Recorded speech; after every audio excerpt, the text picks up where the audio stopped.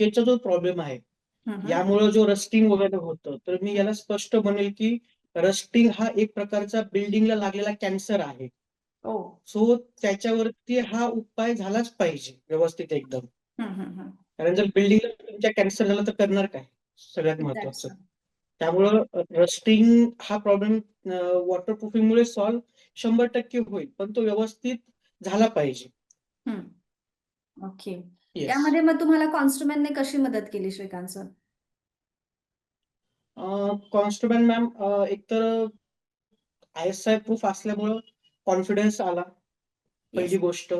आणि महत्वाचं म्हणजे मी स्वतः वैयक्तिक जेव्हा त्याचा मी एक डेमो बघितला, जेव्हा आपल्या काही मीट्स वगैरे व्हायच्या, त्या मीट्स मध्ये ऍक्च्युली कॉन्स्ट्रुमेंटच्या टीमने पूर्ण एक डेमो दाखवला होता स्टार्टिंगला.